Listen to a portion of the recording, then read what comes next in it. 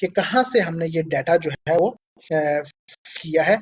कुछ 2-3 जर्नल्स हैं, कुछ रेफरेंसेस एंड के ऊपर भी आएंगे कि कहाँ से हमने ये चीज ली है। दैट इज एक हमें जर्नल मिला हेल्थ सेफ्टी एंड एनवायरनमेंट के जर्नल था, that is food safety in Islam.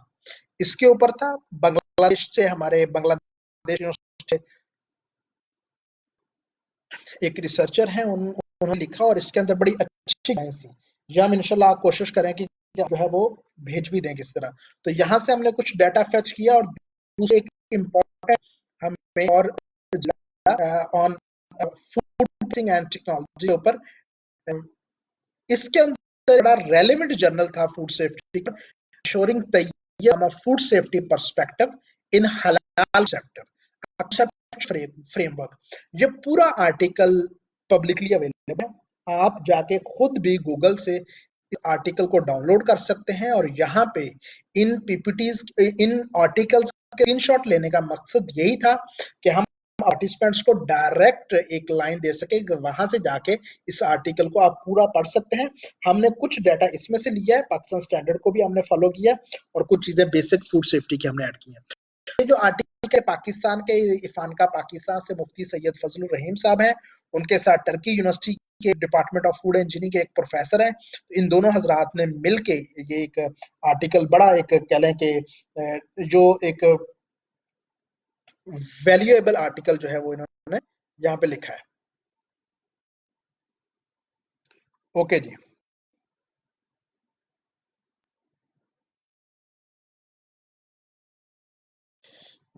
Food safety की बात कर रहे थे हम कि व्हाट इज सेफ्टी, सेफ्टी क्या होती है।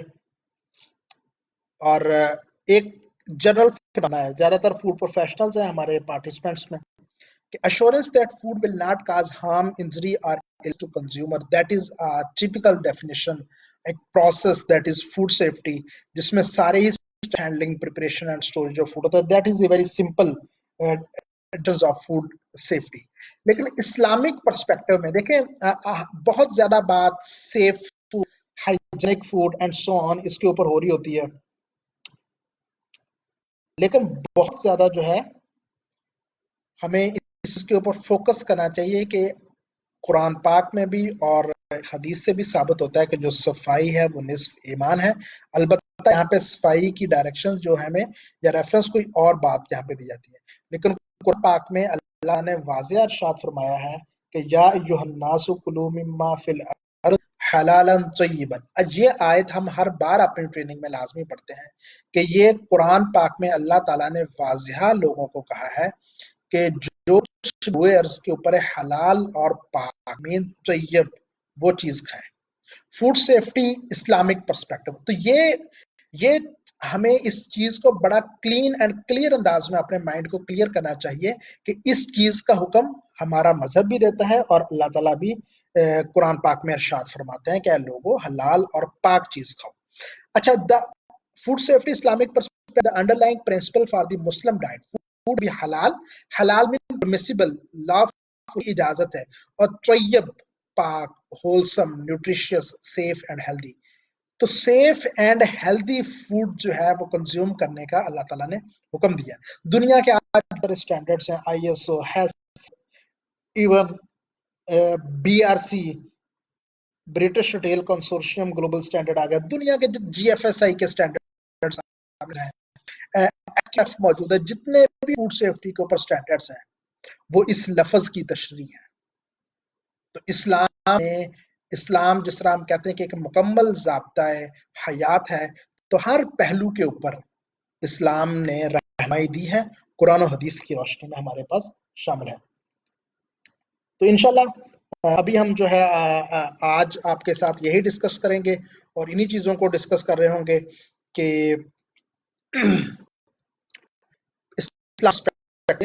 क्या हमारे पास गाइडलाइंस मौजूद हैं।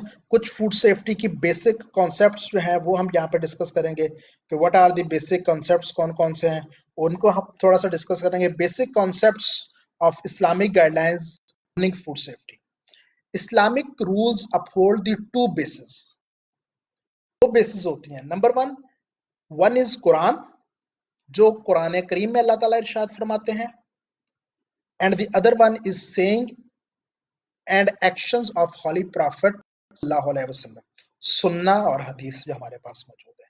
तो ये दो हमारे पास गवर्निंग बॉडीज हैं, ये दो वो बेसिस हैं जिनकी बुनियाद पर इस्लामिक गाइडलाइंस जो है वो होती है।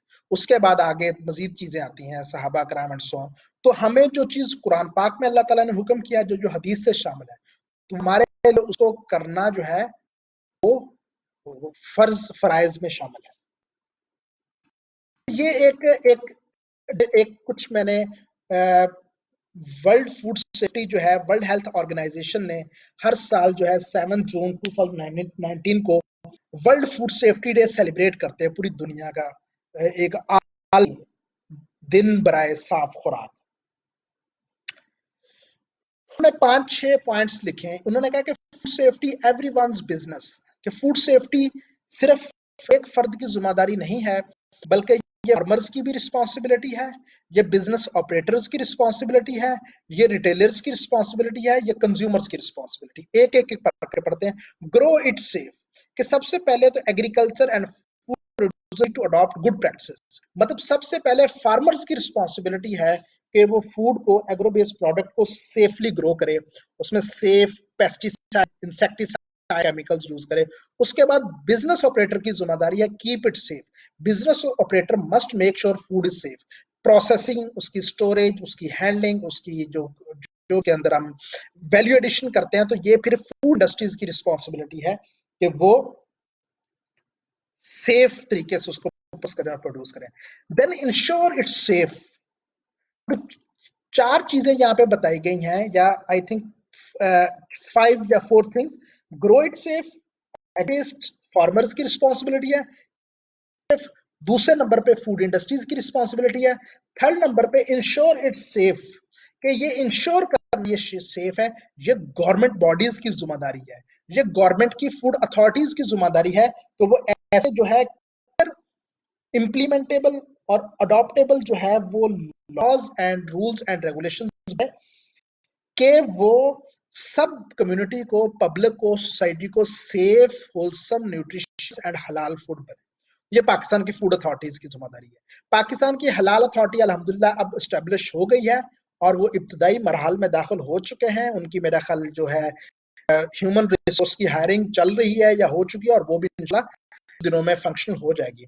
तो ये गवर्नमेंट की तीसरी रिस्पॉन्सिबिलिटी है। फार्मर्स, फार्मर्स के बाद फूड इंडस्ट्रीज, फूड इंडस्ट्रीज के बाद गवर्नमेंट अथॉरिटीज, और गवर्नमेंट की अथॉरिटीज के बाद सबसे इंपॉर्टेंट और मेजर रोल जो प्ले कर सकते हैं वो कंज्यूमर कर सकते हैं। Eat it safe. हम सारे लोग कंज्यूमर्स हैं, हम चाहे फूड प्रोडक्ट बनाने वाले हैं, फूड टेक्नोलॉजिस्ट हैं, हम लॉयर्स हैं, हम डॉक्टर्स हैं, हम फार्मासिस्ट हैं, हम कोई भी बिजनेस करते हैं, लेकिन अल्टीमेटली हम सारे फूड कंज्यूमर्स पाकिस्तान के अंदर हैं। तो ये हमारी सबकी रिस्पॉन्सिबिलिटी है।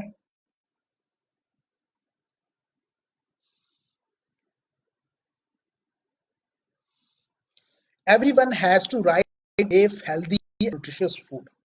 तमाम लोगों की ये रिस्पॉन्सिबिलिटी है, safe, wholesome and nutritious food जो है वो अवेल करें।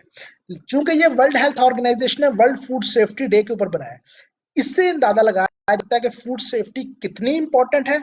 और फूड सेफ्टी की तो बेसिक्स जो है, बेसिक गाइडलाइंस अल्लाह ताला ने कुरान पाक में सैकड़ों साल पहले हमें बता दी थी, और हमारे लिए, मुसलमानों के लिए हुक्म की सूरत में कि हलाल और पाक, तैयब, सेफ, न्यूट्रिशियस फूड आप खाएं। तो ये सारे स्टेक होल्डर्स की रिस्पॉन्सिबिलिटी है, farmers, industry, regulatory bodies, consumers, team up for safety. Food safety shared responsibility.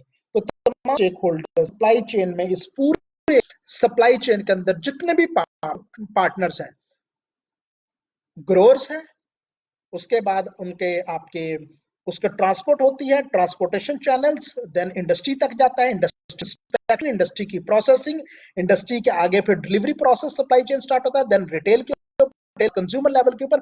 तो तमाम लेवल के ऊपर तमाम स्टेक होल्डर्स की रिस्पॉन्सिबिलिटी है कि इसको, सेफ्टी को, होलसम को, न्यूट्रिशियस और हलाल की चेन को जो है वो अडॉप्ट करें। और गवर्नमेंट बॉडीज की जिम्मेदारी है कि तमाम एप्स के ऊपर इन्वेस्टमेंट इंश्योर करें कि तक जो है वो food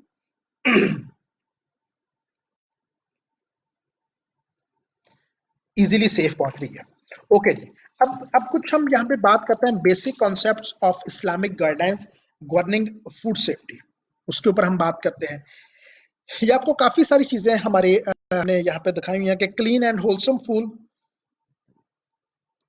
no one has authority declare for. अच्छा, ये एक चीज बड़ी इंपॉर्टेंट है कि किसी इंसान के पास ये हक नहीं है कि वो किसी को हलाल और किसी को हराम कहे, बल्कि वो किसको हलाल कहेगा तो वो भी इस्लामिक प्रिंसिपल्स की बुनियाद के ऊपर, अगर किसी को हराम कहेगा तो वो भी इस्लामिक प्रिंसिपल्स कुरान और सुन्नत की रोशनी में जो हमारे पास मौजूद है। क्योंकि मैं इस्लामिक एक्सपर्ट मतलब मुफ्ती या शरिया एडवाइजर नहीं हूं, मैं टेक्निकल मेरी बैकग्राउंड है, तो इसलिए मैं कोशिश करूंगा कि ज्यादा टेक्निकल चीजें और जस्ट इस्लामिक प्रिंसिपल स्टैंडर्ड की जो क्लासेस में दिए गए वही आपके सामने डिस्कस करें। ज्यादा मैं शरिया पॉइंट ऑफ व्यू से चीजें डिस्कस नहीं करूंगा। As to extreme conditions of forbidden food में consume, forbidden items remain forbidden as whatever the state change. तो these are the some basic जो concepts हैं आपके सामने, Islamic rules for all Muslim community must follow. Food dangerous to health life are to be forbidden. Yes, इस्लाम में भी ये जो food safety में जाता है कि ये फूड जो है ये सेफ नहीं है, डेंजरस टू हेल्थ है, हैजर्डियस है, तो उन तमाम हैजर्डियस फूड्स को इस्लाम ने भी जो है वो परमिसिबल नहीं कहा।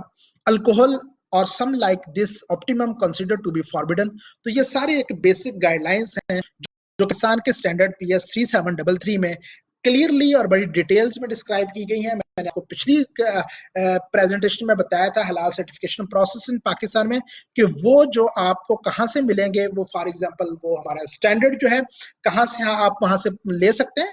PSQC की वेबसाइट पे जाएं, उसके बाद स्टैंडर्ड डेवलपमेंट सेंटर पे जाएं, उसके बाद कॉन्टैक्ट पे जाएंगे तो आपके पास वो लिंक आ जाएगा, यहाँ से PSQC स्टैंडर्ड इशू करता है। उस लिंक के ऊपर क्लिक करके आप अपने ईमेल्स और अपने इनपुट्स देके अपने आप को रजिस्टर करवा सकते हैं। ओके जी।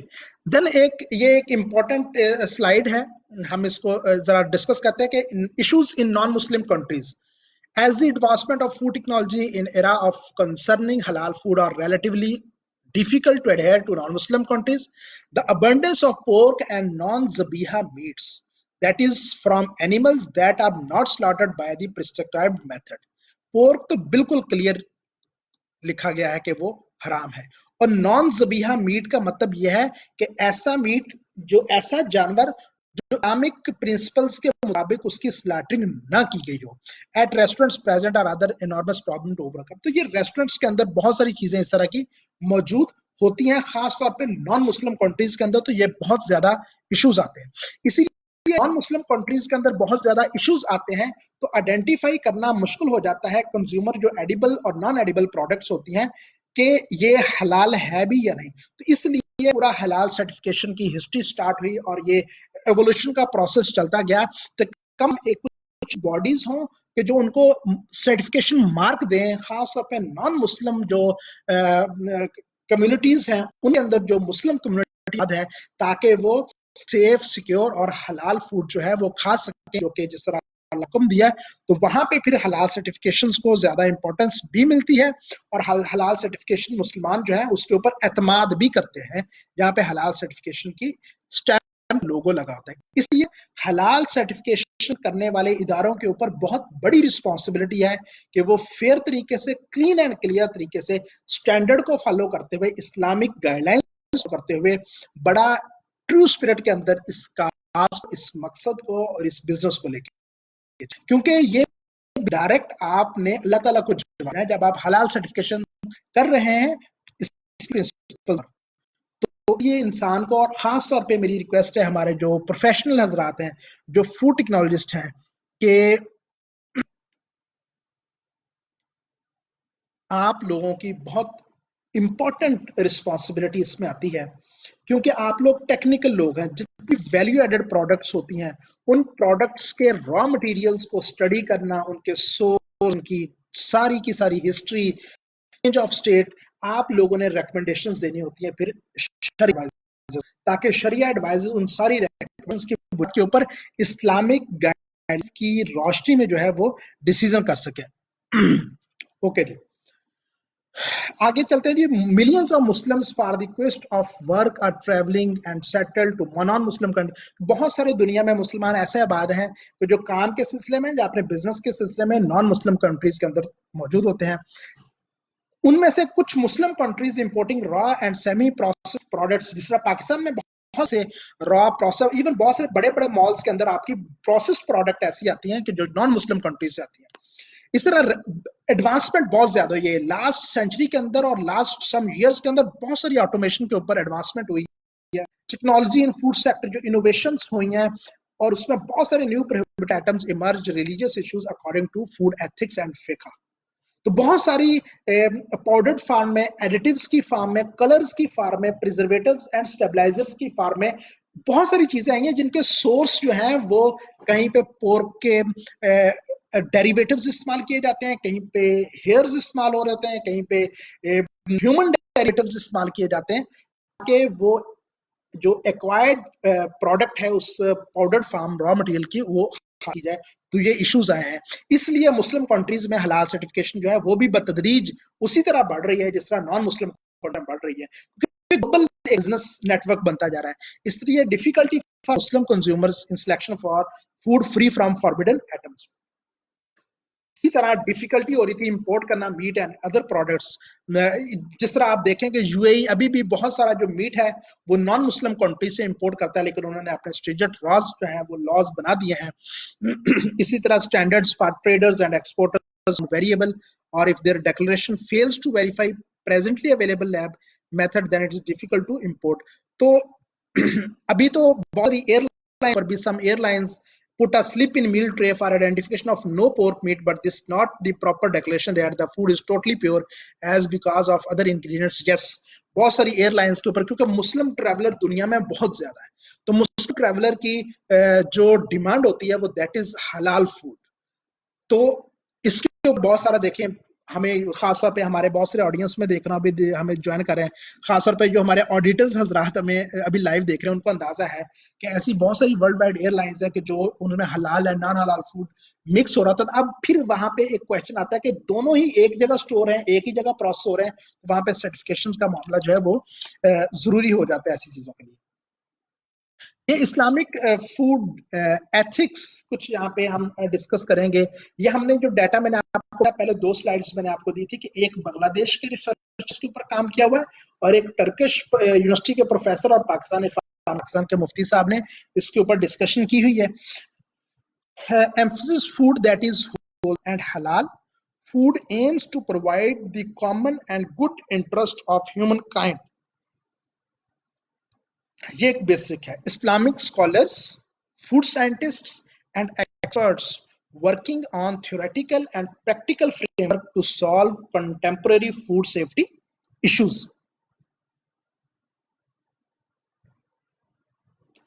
फूड सेफ्टी के ऊपर बहुत सारी डिस्कशन हमने पहले भी की, अभी भी हम करेंगे। फूड सिक्योरिटी, ये food safety and food security दोनों एक दूसरे के साथ बिल्कुल क्लोज है। जिस तरह आजकल कोविड-19 का सिनेरियो हमारे पाकिस्तान में भी चल रहा है और पूरी दुनिया में इसका आजकल एक इशू चल रहा है, तो ये आने वाले दिनों में जो है फोरकास्ट किया जा रहा है, रिसर्चर्स भी और हमारे तज्जिया नगार भी ये कहते हैं कि आने वाले दिनों में फूड सेफ्टी का जो है वो इश्यूज आएंगे, ग्लोबली इश्यूज आएंगे।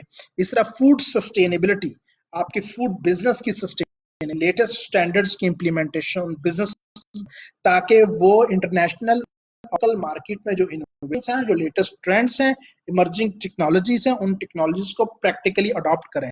मॉडर्न टेक्नोलॉजीज तो मैं आपको बता चुका कि ऑटोमेशन के ऊपर मैक्सिमम इंडस्ट्रीज ग्लोबली ऑटोमेशन के ऊपर जा चुकी हैं। हम आए दिन ऑर्डर्स करने जाते हैं ग्लोबल हलाल सर्विसेज के प्लेटफॉर्म से। हमने लाहौर के अंदर एक बेवरेज प्लांट का ऑर्डर किया, हमारे साथ टेक्निकल और शरिया ऑडिटर मौजूद थे। बेवरेज प्लांट के अंदर आप बिलीव करें कि हमें सिर्फ 4 से 5 लोग उनके पूरे प्रोसेसिंग में नजर आए, बाकी सारे का सारा ऑटो था।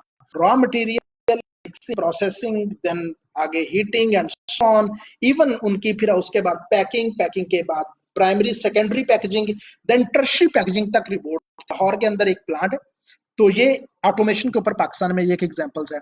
इसी तरह वर्ल्ड वाइड आप देखें, वर्ल्ड वाइड ग्लोबली तो ऑटोमेशन के ऊपर ज़्यादा काम हो, और आने वाले दिनों में ये कहा जा रहा है कि फूड जिस तरह फार्मास्यूटिकल इंडस्ट्री टोटल ऑटोमेशन के ऊपर मॉडर्न टेक्नोलॉजीज अडॉप्ट करते हुए चली गई है, इसी तरह लोकल पाकिस्तानी फूड इंडस्ट्रीज भी, हेल्पिंग कंट्रीज की इंडस्ट्रीज भी ऑटोमेशन की तरफ जा रही है। हेल्थी डाइट का कॉन्सेप्ट आजकल कोविड-19 के जो healthy diet, immune enhancers, functional foods, आपके super foods, health and wellness, immunity को इंप्रूव करने वाले हैं। जो बिजनेसेस इसकी तरफ आएंगे, सेफ एंड हेल्दी फूड की तरफ जाएंगे, वो यकीनन आने वाले दिनों में कामयाब होंगे, क्योंकि इलाज बिल दवा से हट के लोगों ने दोबारा इलाज बिल गजा की तरफ जाना है, use of food as a medicine के तौर पे इस्तेमाल करने, एंड फेयर ट्रेड। तो these all are the Islamic food ethics और उन ग्रुप्स के अंदर शामिल हैं। और हमारे पाकिस्तान के अंदर अल्हम्दुलिल्लाह उलमाए कराम और टेक्निकल हजरात मिलके इस पूरे इश्यूज के अंदर बड़े इफेक्टिव अंदाज में पाकिस्तान के स्टैंडर्ड को रिप्रेजेंट भी कर रहे हैं, इम्प्लीमेंट भी इंडस्ट्रीज के ऊपर करवा रहे हैं। ओके जी, एज ए मुस्लिम ये हमारा एक ईमान है, हमारा बिलीव है।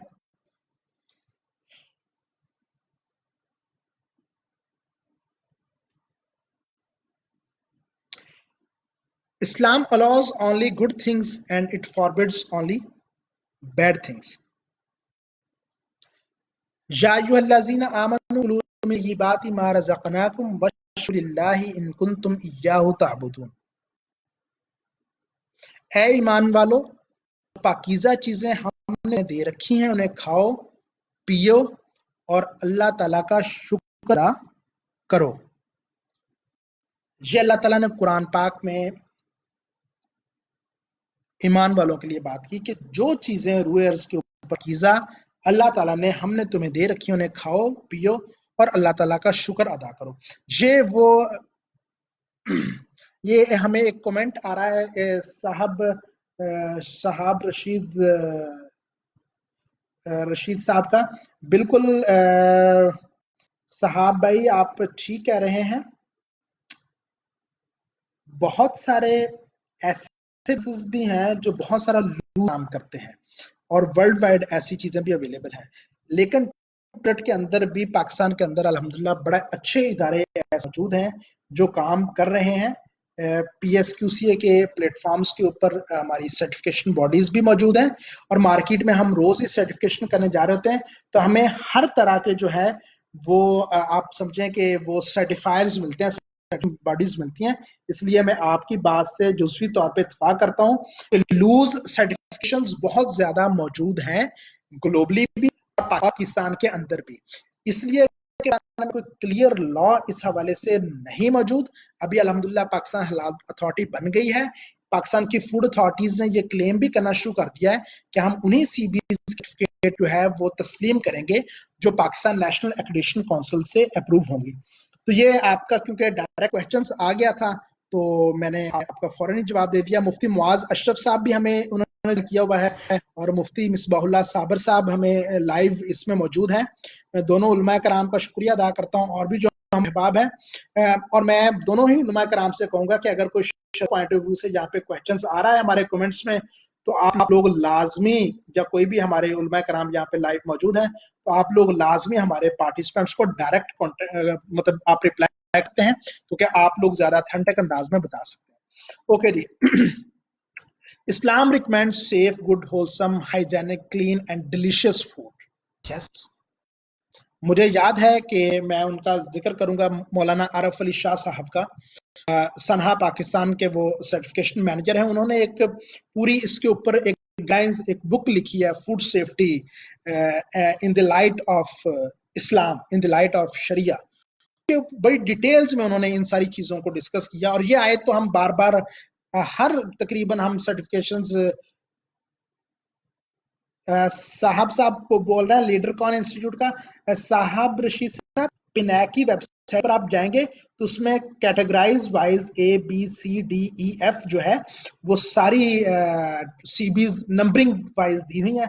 वो एक अथेंटिक सोर्स है क्योंकि वो पाकिस्तान का एक कौमी इदारा है और ये उसकी रिस्पॉन्सिबिलिटी है।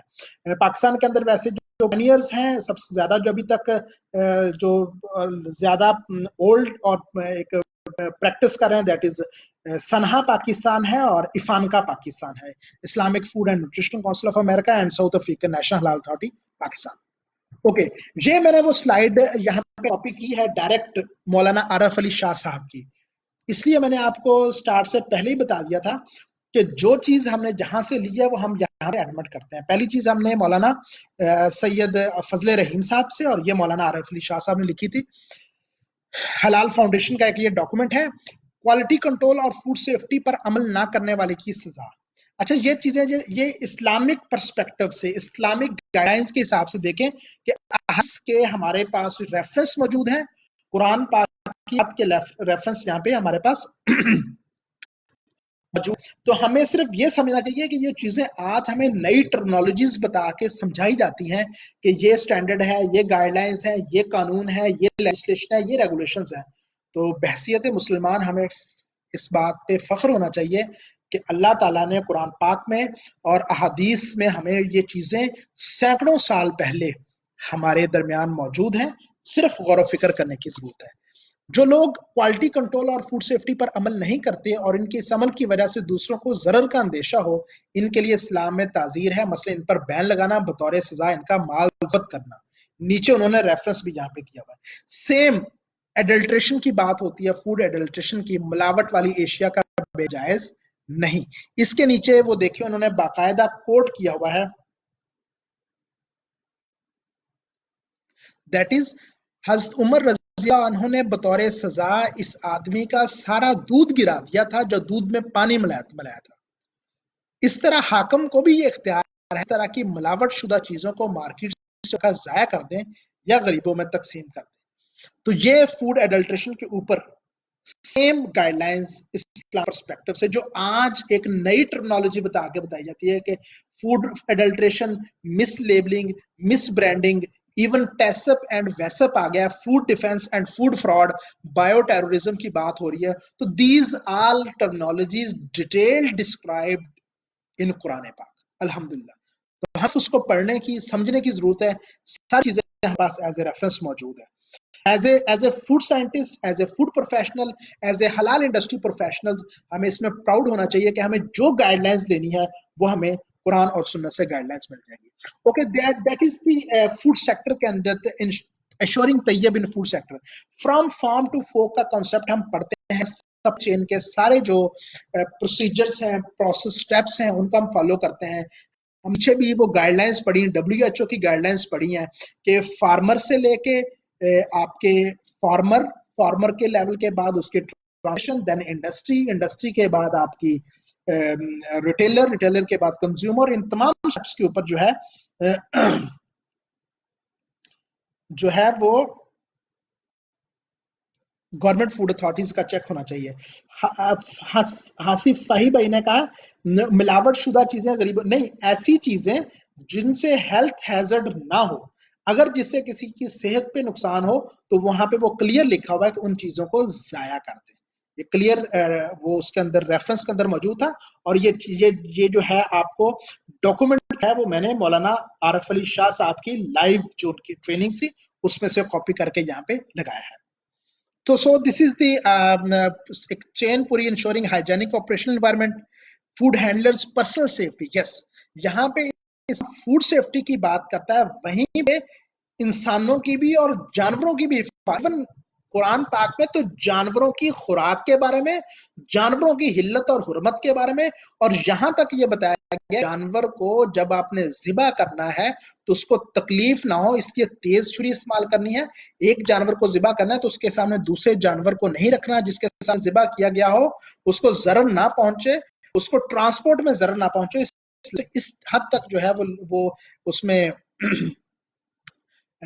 आपको इंस्ट्रक्शंस हमारे पास मौजूद हैं। Proper cleaning of handlers after using toilets, yes, food handlers personal hygiene, proper laboratory and hand washing facilities, mean जो आपके हैंड आपके होते हैं वो प्रॉपर हमारे पास मौजूद होने चाहिए।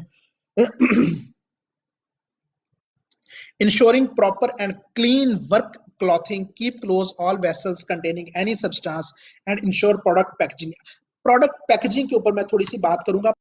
पैकेजिंग स्टैंडर्ड डेवलप हो चुका है और पाकिस्तान के पैकेजिंग स्टैंडर्ड से भी कुछ क्लासेस पाकिस्तान के हलाल स्टैंडर्ड PS 3733 में मर्ज की गई है, क्योंकि पैकेजिंग डायरेक्ट कांटेक्ट होती है फूड के साथ, तो पैकेजिंग का सोर्स भी हमें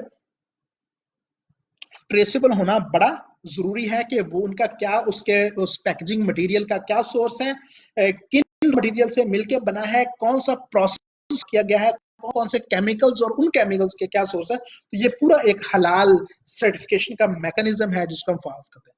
that is new era smarter food safety. आजकल हम अल्हम्दुलिल्लाह इस वक्त जिस फेज के ऊपर है और आने वाले दिनों में जो फोरकास्ट किया जा रहा है कि टोटल ऑप्शंस के ऊपर चीजें कन्वर्ट हो जाएंगी, total latest tools, latest techniques. जिस तरह आज की हमारे सामने टेक्निक्स है, हम ये टेक्निक पहले इस्तेमाल नहीं करते थे, आज हम ये टेक्निक इस्तेमाल कर रहे हैं।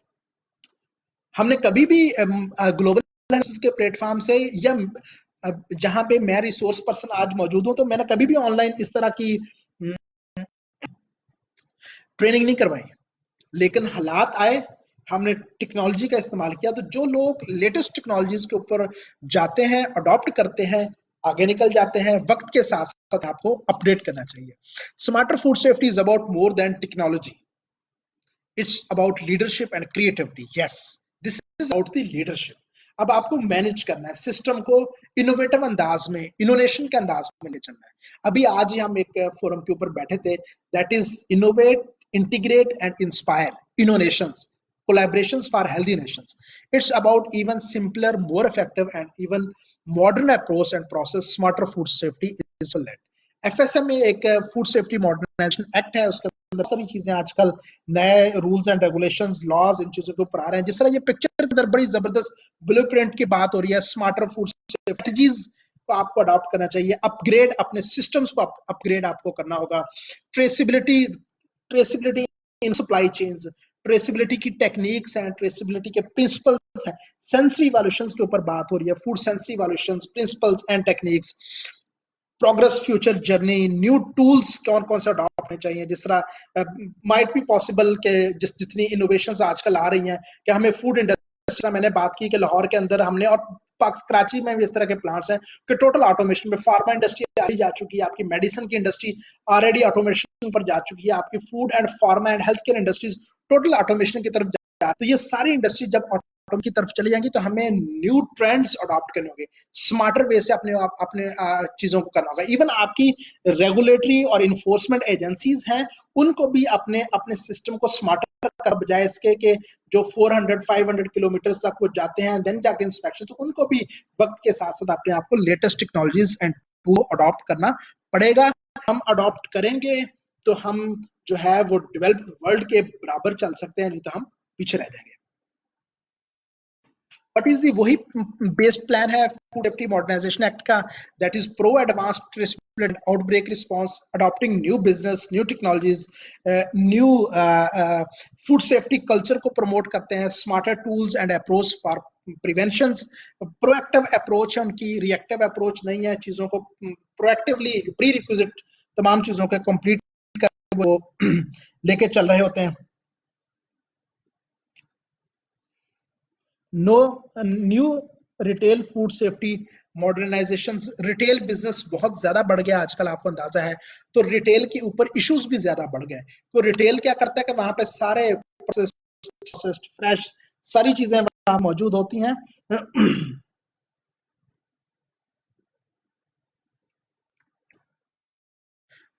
कुछ हमारे पास मिथ्स हैं, कुछ फैक्ट्स हैं फूड सेफ्टी के हवाले से। स्पीडी हम यहाँ पे इसको डिस्कस करेंगे क्योंकि हमें के ऊपर जो है वो हमारी एक इम्पोर्टेंट स्लाइड्स भी बाकी हैं। ये एक मिथ है कि it will harm my refrigerator और ruin other food as well if I put hot food immediately. अगर मैं गर्म फूड अपने फ्रिज के अंदर रख दूं तो वो जनाब फ्रिज को खराब कर देगा। ये एक मिथ है।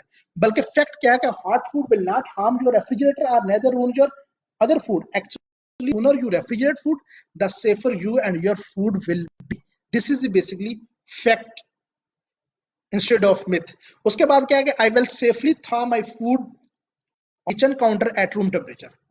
बल्कि fact, I remember bacteria grow rapidly at room temperature and you should avoid keeping food in danger zone. जिस तरह हम पढ़ते हैं कि 5 to 63 degree centigrade, that is basically zone. या तो आप उसको रेफ्रिजरेट जल्दी करेंगे या फिर उसको बॉयल करेंगे, वरना क्या अगर नॉर्मल टेम्परेचर पे रखेंगे तो बैक्टीरियल ग्रोथ ज्यादा हो जाएगी, क्योंकि बैक्टीरिया को ग्रो करने के लिए जैसा moisture, warmth, time and temperature की नीड होती है। आगे क्या मिथ है? Fourth number, if I freeze my food then all of the harmful bacteria that cause food poisoning is killed. Freezing से आपके जो है वो सारे के सारे माइक्रो ऑर्गेनिजम्स किल नहीं है, बल्कि उनकी activity due to low temperature जो होती है वो एक्टिविटी रिटार्ड हो जाती है।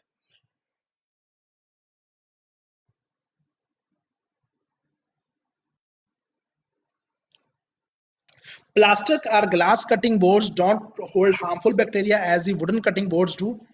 ये एक बात, लेकिन साइंस ये कहती है कि bacteria are found everywhere. Any type of surface that comes in contact with raw और uncooked foods has the potential of holding harmful bacteria.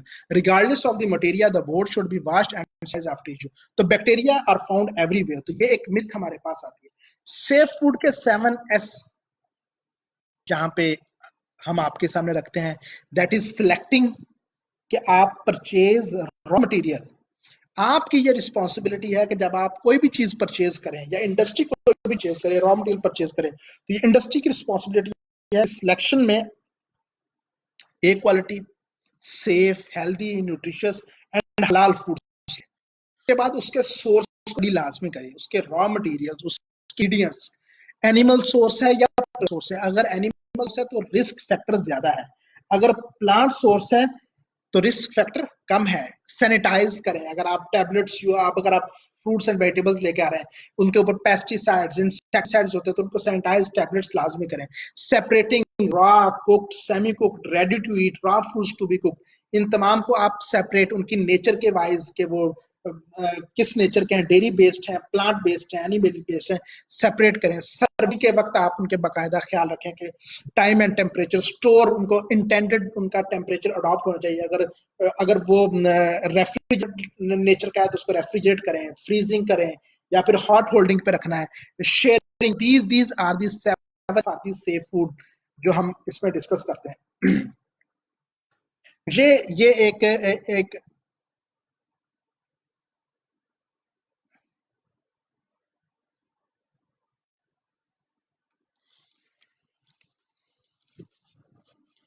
Continue improve. एक इंपॉर्टेंट स्लाइड्स है कि हम food safety and Islamic guidelines के ऊपर हम बात कर रहे थे, कैसे हमारे जो है हम सिस्टम को कंटिन्यूली इम्प्रूव कर सकते हैं।